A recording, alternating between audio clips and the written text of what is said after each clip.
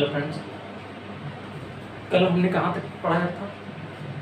हाँ, कल आपकी जो टॉपिक हो गई थी उसमें हमारा एजम्पशन हमने निकाल लिया था। एजम्पशन को हमने कैलकुलेट करके क्लियर करा दिया था।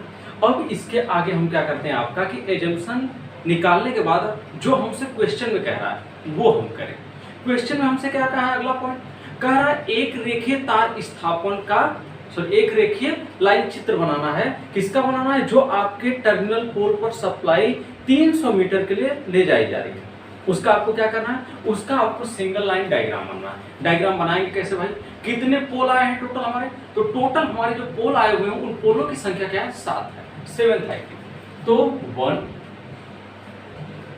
2 सीधी लाइन है, कहीं लाइन मुड़ी भी नहीं है, तो हम सीधा ही बिंदु नुमा उसको क्या करेंगे? बनाएंगे। यानी उसको छोटा सा गोला 1 फाई 2 फाई का आप लेकर के बना दीजिएगा। तो ये क्या करेंगे? इस तरह से हम 3 4 5 6 और 7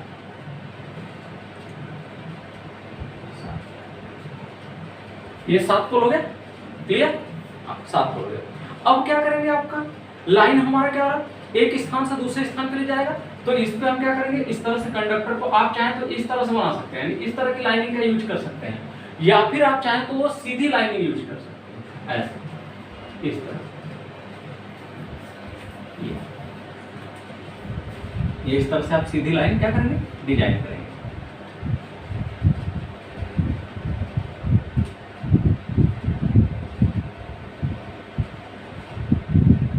ये क्या हो गया? 7 पोल का हो गया। 1 2 3 4 5 6 7 पोल का हो गया। हमने आपको बताया था कि जो पहला पोल और लास्ट पोल होता है, जहां से सप्लाई शुरू होती है, जहां पे सप्लाई एंड होती है, उसको हम लोग टर्मिनल पोल बोलते हैं।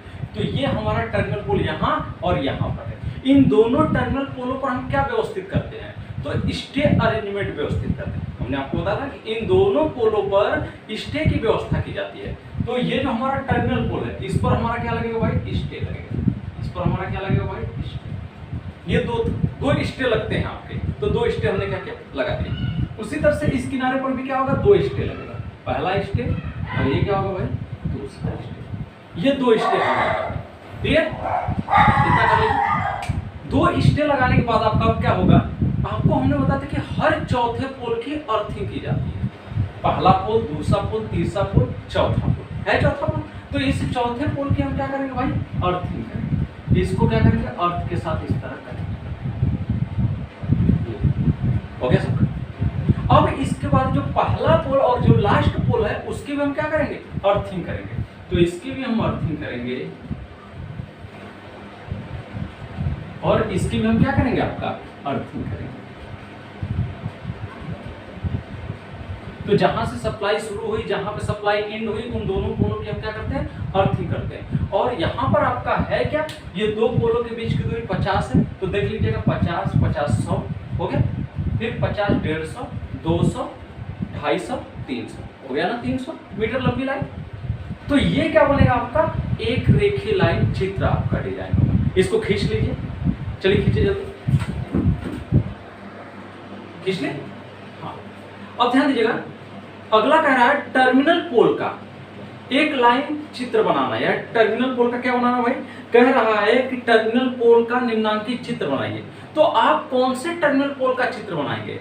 ये हम आपको वीडियो के अभी डिस्क्रिप्शन में, या फिर हम अभी आपका जो वीडियो चल रहा है इसी में हम आपका ऐड कर देंगे। आप वो फिगर देख करके क्या करिएगा? डिजाइन कर लीजिए। देखिए आपको भाई, अब यहाँ पर क्या भाई? लाइन हेतु आवश्यक सामग्री की गणना करना है। लेकिन लाइन हेतु आवश्यक सामग्री की आप गणना करने जा रहे हैं, लेकिन क्या आपको पता है कि कंडक्टर इसमें कितना लग रहा है? कितना लंबा कंडक्टर होगा? कितना लंबा न्यूट्रल वायर होगा? नहीं पता है। चलिए हम आपको कुछ यहाँ पे समझाना चाहते हैं। ये हमारा अगर पोल हो गया, तो इस पोल के ऊपर जो सप्लाई जाएगी वो कितने वायर की जाएगी? वायर हम पूछ रहे हैं, फेज नहीं पूछ रहे हैं। तो वायर जो जाएगा आपका, एक आर कलातार होगा, एक वाई कलातार होगा, दूसरा क्या होगा भाई? दूसरा का तीसरा बी कलातार होगा, तीसरा क्या होगा? स्ट्रीट कलातार होगा। स्ट्रीट कलातार होगा। तो ये हमारे तो 4 फेज हो गए, फेज और 4 वायर इसको कर सकते हैं। लेकिन पांचवा वायर भी कौन सा जाता है आपका, न्यूट्रल, तो इसके साथ कौन सा वायर जाएगा, ये आपका न्यूट्रल वायर जाएगा। तो ये हमारा क्या हो गया, ये हमारे 4 फेज वायर हो गए, और इन चारों वायरों की जो साइज होगी वो आपकी एक जैसी होगी। यहाँ पर जो चारों वायर हैं, इन चारों वायरों की जो साइज होगी वह आपकी एक जैसी होगी, ये ध्यान रखिएगा। न्यूट्रल वायर की साइज अलग होगी, क्लियर। तो अब हमारे सबसे पहले हम आपका कैलकुलेट कर लेते हैं फेज वायरों की लंबाई, कि फेज वायर की लंबाई है कितनी। तो यहाँ कैलकुलेट करेंगे,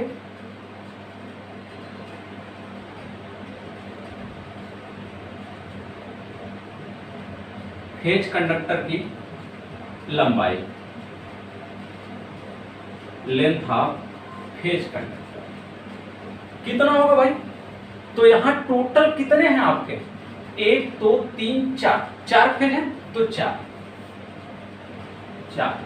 इंटू एक फेज का वायर कितनी दूरी तक जा रहा है, तो एक फेज का जो वायर जा रहा है वह आपका 300 मीटर की दूरी तक जा रहा है, तो 4 इंटू 300 प्लस। अब क्या होगा भाई, अगर ये आपका 300 मीटर तक जा रहा है तो क्या उसमें सैग नहीं होगा, होगा ना भाई, सैग का मान तो होगा, तो 2% सैग भी होता है, तो प्लस 2% सैग, और 2% सैग किसका, इस पूरे का 2% सैग लेते हैं, याद रखिएगा इस चीज को। तो यहां जब निकालेंगे 4 इंटू 300 प्लस, यहां 2% सैग इस पूरे का निकालेंगे, तो इसको हम लिखेंगे 4 इंटू 300 इंटू 2%, तो कितना आ जाएगा भाई इसका 2%, इसका 2% निकालेंगे कितना आएगा, तो ये आएगा 400 300 प्लस, इसका कैलकुलेट करेंगे कितना आएगा, 24 आएगा, 4 3 12 हो जाएगा, 12 दूना 24 बटा 100 होगा, 0 0 निकलेट हो जाएगा, बचेगा क्या 24 बचेगा। तो यहाँ से कितना हो जाएगा भाई, 4 3 12 और 1200 हो जाएगा, 1200 पर 24 इज इक्वल टू आ जाएगा 1224 मीटर। तो ये क्या आ गया आपका 1224 मीटर, किसकी लंबाई आई है, तो ये फेज की लंबाई आई है, ये जो हमारा फेज वायर है इस पूरे फेज की लंबाई आई है। नोट करिए, नोट कर लिए, हाँ भाई नोट कर लिया। अब देखिएगा, ये तो हम निकाले किसका, लाइफ लाइन कंडक्टर का, ये लाइफ लाइन कंडक्टर का आ गया। अब हम किसका निकालेंगे, न्यूट्रल कंडक्टर का निकालेंगे, इस न्यूट्रल वायर का निकालेंगे। तो निकालेंगे length of neutral wire, neutral wire की लंबाई क्या होगी, न्यूट्रल वायर की लंबाई इसलिए अलग से निकालनी पड़ती है क्योंकि फेज वायर से न्यूट्रल वायर की जो साइज होती है वो कम होती है, तो इससे न्यूट्रल वायर का हम लोग कैलकुलेशन अलग करते हैं। अब यहाँ न्यूट्रल वायर कितना है, एक ही है, तो हम क्या लेंगे भाई, न्यूट्रल वायर के लिए एक। न्यूट्रल वायर भी कितने मीटर तक जाएगा, 300 मीटर तक जाएगा, तो 300 मीटर प्लस इसका भी 2% सैग लेंगे, बिल्कुल लेंगे, तो 2% सैग, तो क्या हो जाएगा भाई 1 इंटू 300 प्लस 2% ले रहे हैं, तो किसका ले रहे हैं, इसका ले रहे हैं ना, तो क्या करेंगे 1 इंटू 300 इंटू 2%, क्या हो जाएगा भाई, तो ये हो जाएगा 1 इंटू 300 प्लस कितना हो जाएगा भाई, 2% निकालेंगे तो 6 आएगा, देख लीजिएगा इसका 6 आएगा, तो ये हो जाएगा 6, तो कितना हो जाएगा भाई 306 मीटर। इधर क्लियर, नोट करिए, नोट कर ले, हाँ। अब देखिएगा लेंथ ऑफ न्यूट्रल वायर का, अब हम क्या करेंगे, अब क्या निकालेंगे, लेंथ ऑफ किसका निकालेंगे, हमारा ये तो निकल गया, अब और कुछ बचा है, बिल्कुल बचा है, आपकी किताब में इसका कैलकुलेशन दिया ही नहीं है, साफ सुन लीजिए, आपकी किताब में ये कैलकुलेशन दिया ही नहीं है, विदाउट इस कैलकुलेशन के लूपिंग निकाल लिया है, विदाउट उसके लूपिंग निकल ही नहीं सकता मेरे भाई, आपकी किताब में निकाल लिया है गार्डिंग वायर के लिए, गार्डिंग लूप निकाल लिया,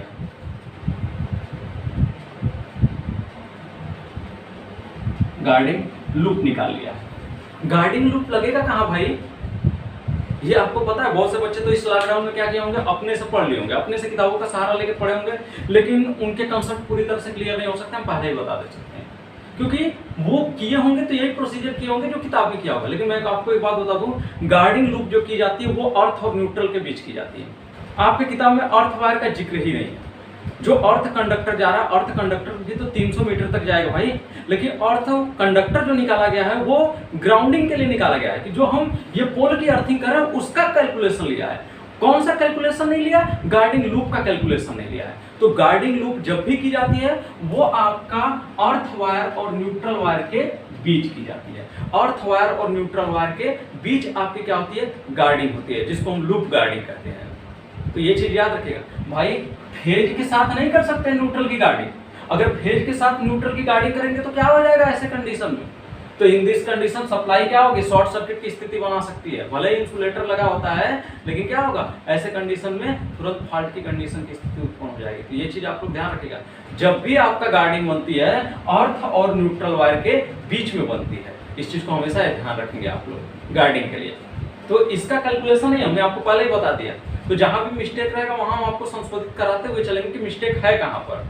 बहुत से लोग जो पढ़ाते हैं इन सब चीज़ों का ध्यान नहीं देते, लेकिन हम छोटी छोटी पॉइंटों का ध्यान देते हैं। हाँ, हम भी आइडियल नहीं है, कहीं कहीं दिक्कतें आ जाती हैं। तो ध्यान दीजिएगा भाई। अब हम सबसे पहले निकाल लेते हैं अर्थ वायर के लिए कि अर्थ वायर की लेंथ क्या होगी। तो निकालेंगे length of earth wire, earth wire की लंबाई। अर्थ वायर की लंबाई क्या होगी भाई? 1 × 300 प्लस 2% सैग निकलेगा। अब क्या आ जाएगा भाई? 1 × 300 plus 1 × 300 into 2% is equal to 306 metre. इसकी भी वैल्यू क्या आएगी? 306 मीटर ही आएगी। क्लियर? हाँ, नोट कर लिया, नोट कर लिया, कर दे। अब देखिए, हाँ भाई, अब गार्डिंग लूप जो बन रहा है, गार्डिंग लूप आपका किसके किसके बीच बनता है? अर्थ और न्यूट्रल के बीच बनता है। इसमें यूज कैसे होता है गार्डिंग लूप का? तो गार्डिंग लूप करते क्या है, यहाँ पर आपका स्प्लिट इंसुलेटर या रिल इंसुलेटर लगाते हैं। स्प्लिट इंसुलेटर और रिल इंसुलेटर लगाते हैं। दूसरा स्प्लिट इंसुलेटर और रिल इंसुलेटर यहाँ लगाते हैं। और इसके बीच में क्या करते हैं आपका कि 6SWG का जो GI वायर होता है उससे हम क्या करते हैं, इसकी गार्डिंग कर देते हैं। ये हमारा जो 6SWG का जो GI कंडक्टर है उससे हम क्या करते हैं, इसकी गार्डिंग करते हैं। तो इसको बोला जाता है लूप गार्डिंग। इस तरह से किया हुआ जो भी होता है आप लोग पोल पे देखे होंगे अपने कॉलेज में ही, जहां आप पढ़ते हैं उस बिल्डिंग के पीछे जहां से भी लाइन क्रॉस कर रही होगी आपको लूप गार्डिंग देखने के लिए मिलेगा। बहुत सी जगहों पर लूप गार्डिंग लगाते हैं और बहुत सी जगहों पर क्या करते हैं, लकड़ी लगा करके उसको क्या करते हैं, बांध देते हैं कंडक्टर पे। तो ऐसा करते हैं, ये बीच में इस तरह से लकड़ी लगा दी और उस लकड़ी को क्या करते हैं, कंडक्टर पे बांध देते हैं बीच बीच में, जिसकी वजह से क्या होता है वो सभी कंडक्टर को क्या करता है, सेपरेट रखता है, अलग अलग रखता है। तो यहाँ पर क्या होगा आपका कि जो हमारा रिले इंसुलेटर या यहाँ पर स्प्लिट इंसुलेटर का यूज करते हैं और उसके बाद क्या करते हैं, उस GI वायर के साथ हम इसको कनेक्ट कर देते हैं इस तरह से। तो इसको बोला जाता है लूप गार्डिंग। अब चलिए हम निकालते हैं लूप गार्डिंग की वैल्यू। तो guarding loop is equal to क्या होता है भाई, guarding loop is equal to होता है पासों की संख्या, यानी कितने लूप बन रहे हैं, number of guarding loop.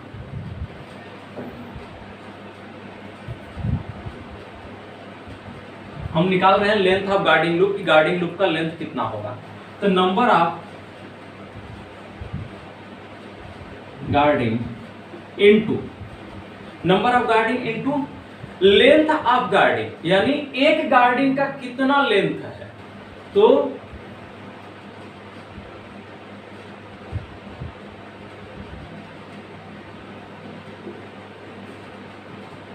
Each guarding length, यानी प्रत्येक गार्डिंग का लेंथ कितना है। तो हमने अभी आपको कल ही वाले वीडियो में बताया था कि देखो भाई, अगर पोल के बीच की दूरी 70 सेंटीमीटर से कम है तो दो इंसुलेटर के बीच जो आपका गैपिंग होती है वह आपका 200 mm होती है। उसके बाद अगर 70 सेंटीमीटर से अधिक है, दो स्पैन के बीच की दूरी यानी दो पोलों के बीच की दूरी 70 मीटर से अधिक है, तो 70 मीटर से अधिक होने की कंडीशन में दो इंसुलेटरों के बीच की जो गैपिंग होती है वो 300 mm होती है। अब इस 300 mm के हिसाब से अगर हम कैलकुलेट करते हैं तो 300 इंटू 300 इज इक्वल टू कितना आ जाएगा भाई, 300 mm 300 mm 300 mm 300 mm 300 mm is equal to 1500 mm आएगा। तो ये 1500 mm आएगा। तो 1500 mm का मतलब क्या हुआ, 1.5 मीटर होगा। तो ये 1.5 मीटर एक तरफ का है, तो दूसरी तरफ का भी क्या होगा, 1.5 मीटर। तो 1.5 × 2 = 3 मीटर। कितना आएगा, 3 मीटर। तो ये हमको लेंथ मिल गया, आपका गार्डिंग का लेंथ 3 मीटर। ये हमेशा क्या होता है भाई, कांस्टेंट होता है, आप ये याद रखिएगा। ये जो होता है हमेशा क्या होता है, कांस्टेंट होता है। अब कैलकुलेट कैसे करेंगे कि नंबर ऑफ गार्डिंग है कितना, नंबर ऑफ गार्डिंग कितना लग रहा है। तो आपकी किताब में 10 लगा है, लेकिन हम आपको एक ऐसा तरीका बताने जा रहे हैं जहां से आपको करना आसान हो जाएगा। आप गिन लीजिए, एक गार्डिंग आपका यहाँ लगेगी, ठीक, दूसरी गार्डिंग आपकी इस तरफ लगेगी, तीसरी गार्डिंग आपकी यहाँ लगेगी, चौथी गार्डिंग यहाँ, 5वीं, 6वीं, 7वीं, 8वीं, 9वीं, 10वीं, 11वीं, 12वीं। तो पोल के दोनों साइड ऑफ गार्डिंग को लेकर के चलेंगे, पोल के दोनों साइड ऑफ गार्डिंग को लेकर के चलेंगे। तो जब पोल के दोनों साइड ऑफ गार्डिंग को लेंगे तो बड़े आराम से आपका कैलकुलेशन एकदम स्पष्ट और सही आएगा आपका। तो ये क्या हो जाएगा, 1 2 3 4 5 6 7 8 9 10 11 12, टोटल कितना गार्डिंग लूप होगा, 12 होगा। आपकी किताब में 10 लिया गया है, लेकिन जो हमारी गार्डिंग लूप होती है वह आपका किस बेसिस पे ली जाती है, पोल के दोनों साइड को हम लोग देखते हैं। फिर जहां पर हमें समझ में आता है कि पोल में खिंचाव है या पोल आपका ज्यादा सैग में है, तो वहां पर हम क्या करते हैं, गार्डिंग लूप का यूज कर देते हैं। तो इस चीज का आपको ध्यान रखिएगा। तो हम यहाँ कितना लेंगे नंबर ऑफ गार्डिंग, ये 12 लेंगे। आपकी किताब में 10 है, हम बार बार कह रहे हैं, क्योंकि आपको इस तरह से पता ही नहीं चलेगा कि कहाँ 10 ले रहा है, कहाँ 12 ले रहा है, कहाँ 15 ले रहा है, कहाँ 18 ले रहा है, आपको नहीं पता चलने वाला। लेकिन हम जो विधि बता रहे हैं उससे आपका एकदम टॉपिक क्लियर रहेगा, कहीं आपको तकलीफ ही नहीं होगी गार्डिंग लूप को निकालने में। तो कितना आ जाएगा भाई, 12 × 3 = 36 होगा। तो ये कितना आ जाएगा, 36 मीटर। ये आ गया 36 मीटर। नोट कर लीजिए, नोट कर लिया। हाँ, अब क्या निकालेंगे भाई, बारबेड वायर की लंबाई निकालेंगे, length of barbed wire, length of barbed wire.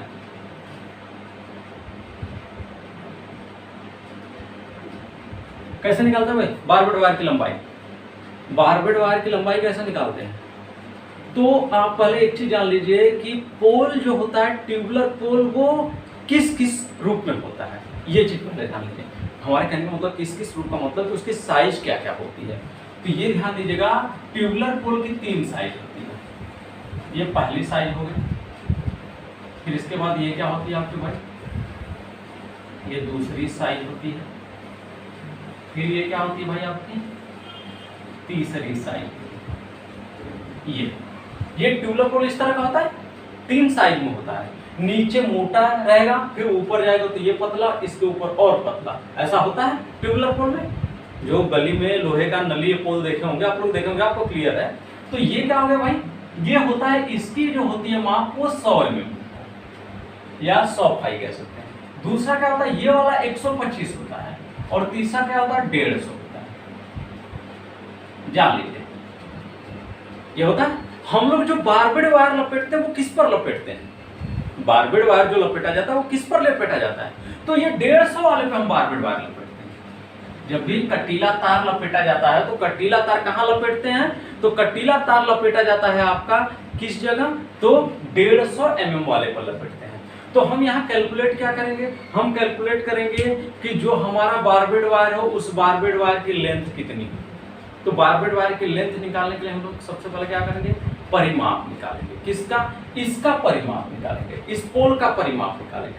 तो पोल का परिमाप क्या होगा भाई, तो होगा पाई 3.14 गुणते पोल का कितना है भाई यहाँ पर, तो 150 mm है।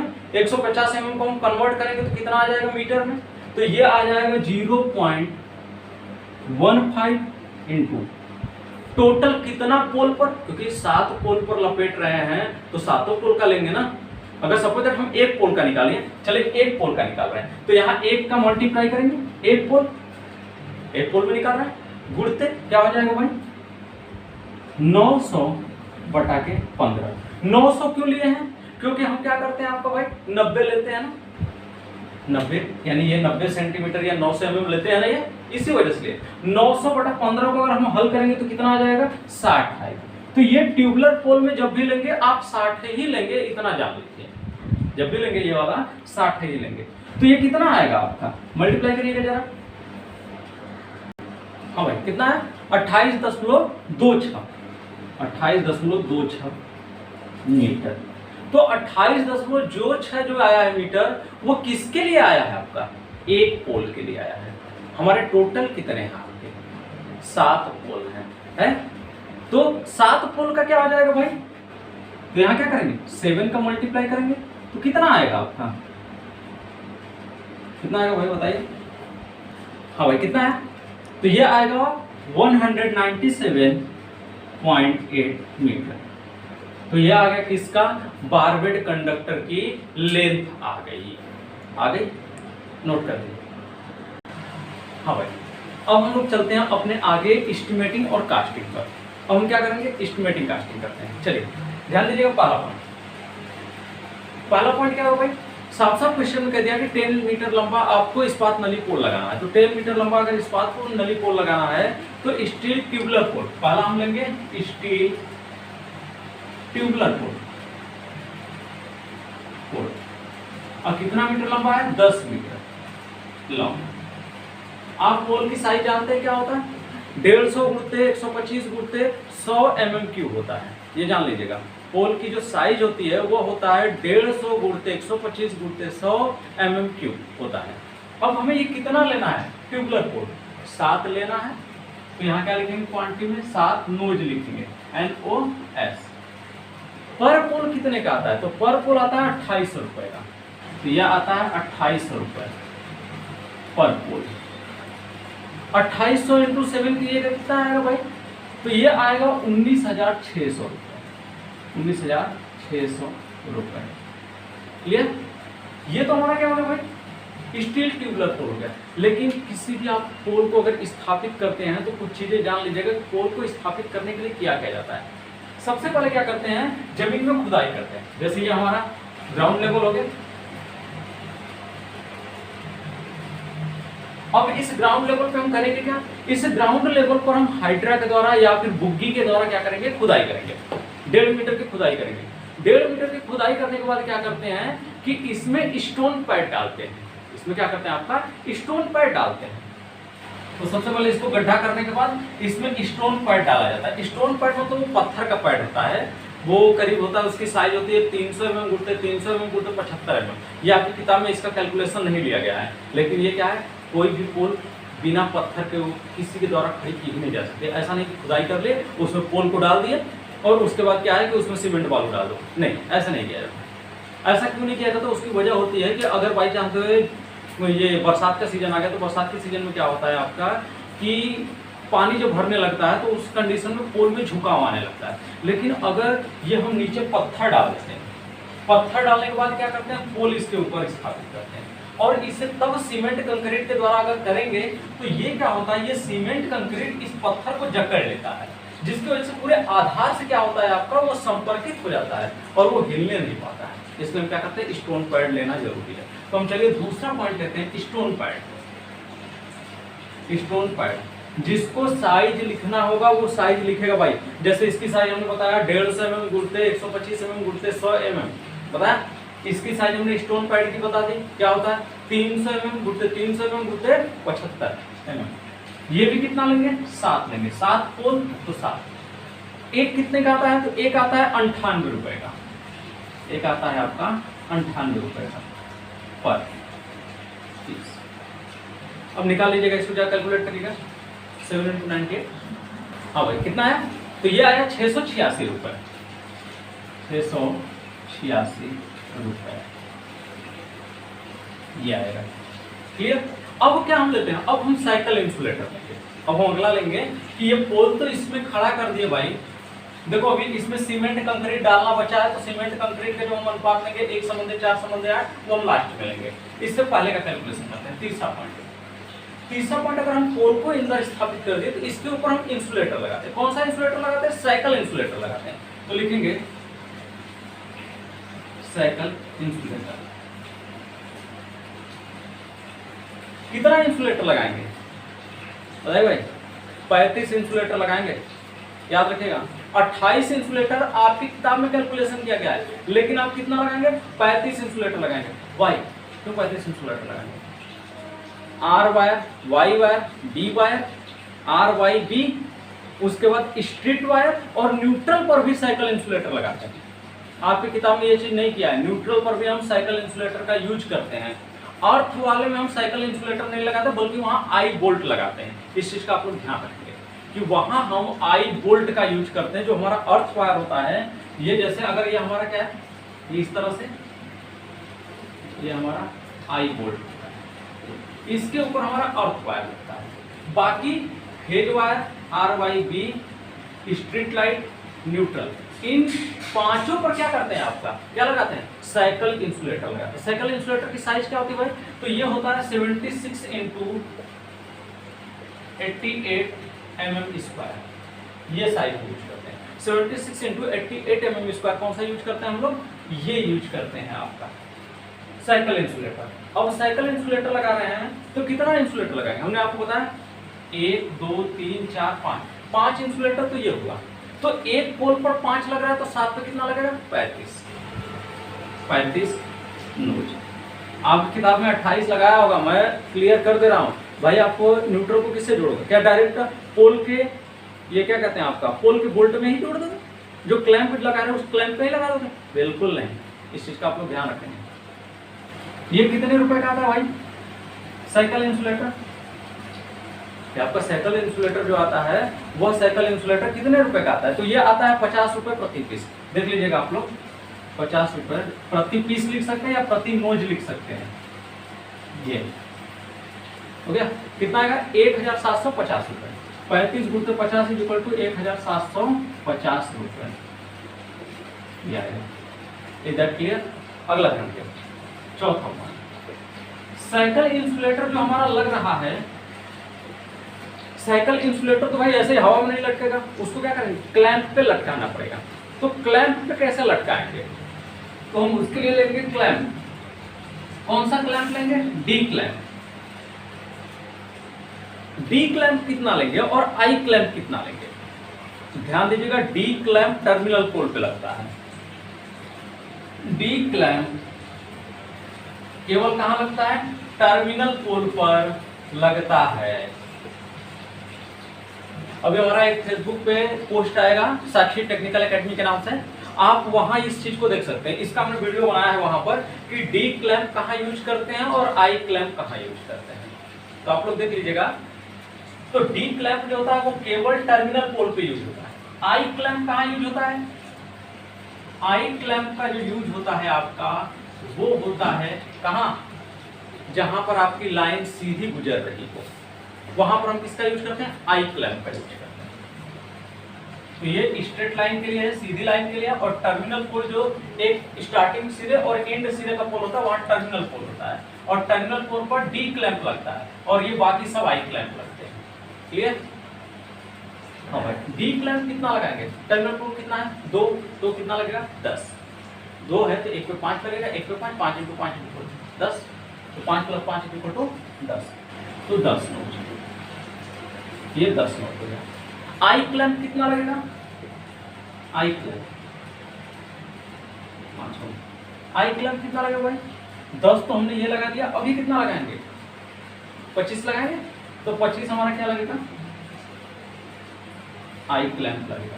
अब डी क्लैंप कितने रुपए का आता है, तो डी क्लैंप आता है 160 रुपए का, और आई क्लैंप कितने का आता है, ये भी आता है आपका 160 रुपए का, 160 रुपए प्रति पीस लिख सकते हैं या प्रति नोज लिख सकते हैं, कोई दिक्कत नहीं है। नोज या पीस कोई एक ही लिखिएगा, अगर जहां भी लिख रहे होंगे, दोनों एक साथ मत लिख लीजिएगा। तो कितना आ जाएगा भाई, तो 1600 रुपए होगा, 1600 रुपए। ये कितना हो जाएगा भाई बताइए, मल्टीप्लाई करके जरा। तो ये होगा आपका 4000 रुपए, तो ये होगा आपका 4000 रुपए, 4000 रुपए। क्लियर। तो ये तो हम ले लिए इतना। अभी क्या बचा भाई आपका, साइकिल इंसुलेटर ले लिए, बाकी ये सारी चीजें ले लिए। अब हम क्या लेंगे भाई, इस पर कंडक्टर ले जाएंगे। तो कंडक्टर हमारा किस साइज का था, तो कंडक्टर हमारा था 7/3.10 mm, यही था AAC कंडक्टर। तो लेंगे 7/3.10 mm AAC कंडक्टर छेड़ना। तो 7/3.10 mm AAC कंडक्टर ले रहे हैं, कितना ले रहे हैं, हमने निकाला था 1224 मीटर आता, तो 1224 मीटर लेंगे। तो हो जाएगा ये 1224 मीटर। प्रति कितना रुपया मीटर आता है? तो ये प्रति आता है 35 रुपये मीटर, 35 रुपये प्रति मीटर आता है। 35 का मल्टीप्लाई करें कितना आएगा? 42,800। देख लीजिएगा भाई, अगर हमारा कहीं कंफ्यूजन होगा कैलकुलेशन में तो आप लोग अपना संशोधन कर लेना, ठीक। ओके भाई, अब ध्यान दीजिए। अब सातवां क्या लेंगे भाई? कंडक्टर भी ले लिए, यानी कंडक्टर हमारा गुजर गया। एक कंडक्टर, दो कंडक्टर, तीन कंडक्टर, चार कंडक्टर। ये चार कंडक्टर हमारे क्या हुए? गुजर गए। इन्हीं का ना भाई लेंथ था 1224 मीटर, इन्हीं का लेंथ था। अभी क्या बचा? अभी न्यूट्रल बचा और अर्थ वायर बचा, ये दो चीजें बची हैं। न्यूट्रल किस साइज का लेंगे? न्यूट्रल लेंगे आप 6HWG का, न्यूट्रल लेंगे 6HWG। अर्थ वायर किसका लेंगे? 8HWG का लेंगे, 8HWG का लेंगे। 8HWG का क्या होगा भाई? अर्थ वायर होगा, और 6HWG का क्या होगा? न्यूट्रल वायर का। चलिए हम लेते हैं अगला पॉइंट। हाँ भाई, अब अर्थ वाले को लगाने के लिए हमको अर्थ क्लैंप लेना पड़ेगा। अर्थ क्लैंप लेंगे तभी आई बोल्ट लगेगा, अर्थ क्लैंप लेंगे तभी आई बोल्ट लगेगा। तो अगला लेंगे अर्थ क्लैंप।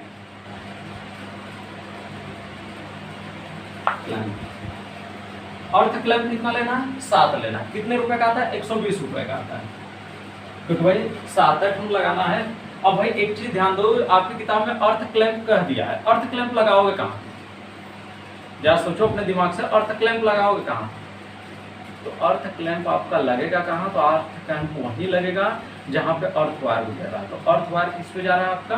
तो अर्थ वायर जा रहा है आपका आई बोल्ट के साथ। तो अर्थ क्लैंप 7, 120 रुपये कितना आ जाएगा भाई? 840 रुपये। ये आएगा 840 रुपये। ये हो गया। अब क्या लेना है? अब हम लेंगे 8वां पॉइंट। 8वां पॉइंट क्या लेंगे भाई? 8वां पॉइंट लेंगे न्यूट्रल वायर। 8वां पॉइंट ले लेते हैं हम न्यूट्रल वायर। तो न्यूट्रल वायर कितने का होता है भाई? हमने आपको बताया 6HWG का लेंगे, 6HWG GI वायर। ये क्या है? न्यूट्रल वायर, ठीक। न्यूट्रल वायर कितना है? कितना था? 306 मीटर। तो 306 मीटर, 6 मीटर कितने का आता है 1 मीटर? तो 10 रुपए का आता है आपका, 10 रुपए प्रति मीटर आता है। तो 10 रुपए प्रति मीटर आता है। तो कितना हो जाएगा भाई? 3060 रुपए। ये होगा क्लियर। दूसरा क्या लेंगे आपका? 9वां 8HWG GI वायर, पोस्ट में अर्थ वायर, लेंगे। कितना लेंगे भाई अर्थ वायर? तो ये अर्थ वायर हम लेंगे कितना? ये भी आया था 306 मीटर, 306। ये कितने रुपए का आता है? तो 12 रुपए प्रति मीटर आता है। तो 12 रुपए प्रति मीटर आता है। तो 306 गुणित 12 करेंगे भाई, कितना आएगा? 306 का मल्टीप्लाई करिए 12 में, कितना आएगा आपका? तो 3672 रुपए आएगा, 3672 रुपए आएगा। एक मिनट ये ध्यान दीजिएगा, इसको मल्टीप्लाई किया था तो कितना आया था? 42,840 आएगा कि 42,800 आएगा? देख लेना, हमारे समझ से हम गलती कर देते हैं, यहाँ 42,840 रहना चाहिए, ठीक। आगे देख लीजिएगा 9 के बाद 10वां पॉइंट। ये तो हम अर्थ क्लैंप भी ले लिए, यानी ये अर्थ क्लैंप ले लिए, यहाँ का जो क्लैंप है ये हम क्या है? डी क्लैंप ले लिए, आई क्लैंप ले लिए, ये सब क्लैंप ले लिए। फिर न्यूट्रल वायर के लिए भी वही क्लैंप लिए हैं। तो ये सब तो फाइनल हो गया आपके। जो मोटा हिसाब वाले थे वो धीरे धीरे क्या होते जा रहे हैं? फाइनल होते जा रहे हैं। लेकिन आप जानते हैं कि जो हमारा इंसुलेटर होता है, इस इंसुलेटर से जब कोई कंडक्टर गुजरेगा तो उस कंडक्टर से इंसुलेटर को बांधेंगे। तो उसके लिए हमने आपको बताया था ना, 5 mm फाई का क्या करते हैं? एल्युमिनियम कंडक्टर लेते हैं। तो क्या करेंगे? 5 mm फाई का aluminium conductor, clear. 5 mm phi का एल्युमिनियम कंडक्टर लेंगे। और एल्युमिनियम कंडक्टर जब लेंगे आपका, तो एल्युमिनियम कंडक्टर में एक सिंगल कोर रहता है, उसी कोर से क्या करते हैं? उसको बांध देते हैं हम लोग। तो कितना लेंगे हम आपका? तो आपकी किताब में तो 2.5 मीटर लिया है, 2.5 मीटर लेना है या 2 मीटर भी आप ले सकते हैं, कोई बाउंडेशन नहीं है उसमें। आप 2 मीटर ले सकते हैं, 2.5 मीटर ले सकते हैं। इसलिए है कि अगर कुछ बच भी जाएगा तो वो क्या होगा? आपका स्क्रब में चला जाएगा, इसलिए ले लेना है। तो आप 2 मीटर लेके चलो, कोई दिक्कत नहीं। 2 मीटर में मतलब समझते हो इतना हो जाएगा, इतना बड़ा लपेटते लपेटते जानते हो ज़्यादा हो जाएगा। तो इसलिए क्या है कि आप 1.5 भी ले सकते हो, 2 भी लग सकते हो, कोई इशू नहीं है। तो हम लेते हैं 1.5 मीटर। 1.5 मीटर क्या लेंगे? 1.5 मीटर हम लेंगे प्रति इंसुलेटर के लिए, पर इंसुलेटर के लिए, पर इंसुलेटर। अगर हम 1.5 लेते हैं पर इंसुलेटर के लिए, टोटल हमारा इंसुलेटर कितना लग रहा है? टोटल हमारा साइकिल इंसुलेटर कितना लग रहा है? 35 लग रहा है, देख लीजिएगा 35 लग रहा है ना। अगर 35 लग रहा है तो 35 पे 1.5 मीटर लपेटेंगे ना, 35 पे 35 गुटे 1.5 बराबर कितना आएगा आपका? तो 52.5 मीटर आएगा, 52.5 मीटर। मतलब समझे हम कहाँ से कर रहे हैं? 35 इंसुलेटर पर 1.5 मीटर का, 1.5 मीटर का मतलब समझे कम से कम इतना हो गया आपका। और इतना लपेटते लपेटते ना, उसको हम ज्यादा भी लपेट देंगे तो क्या हो जाएगा? चालकता का गुण उसके अंदर आ जाएगा। इसलिए ध्यान देना कि 1.5 मीटर से ज्यादा मत रखना आप लोग। भले ही किताब में 2.5 दे दिया, वो 2.5 गलत है आपका। तो 52.5 मीटर आ गया। 52.5 मीटर प्रति कितना आता है आपका मीटर भाई? तो प्रति आता है 3 रुपए के आसपास आता है, तो 3 रुपए प्रति मीटर आता है। हाँ, तो कितना हो जाएगा? 3 का मल्टीप्लाई करिए तो आएगा 157 रुपए 5 पैसे, 157 रुपए 5 पैसे, यानी 50 पैसे ये आ जाएगा। ये इसका है भाई, उस वाले खाने में लिखेगा प्रति इंसुलेटर। और हमने आपको बताया था कि या इसके साथ ही साथ आप क्या लेते हैं? टेप लेते हैं, एल्युमिनियम टेप लेते हैं। एल्युमिनियम टेप की साइज क्या होती है? 0.77 इंटू 6.4 mm होता है। तो ये होगा 0.77 इंटू 6.4 mm एल्युमिनियम टेप।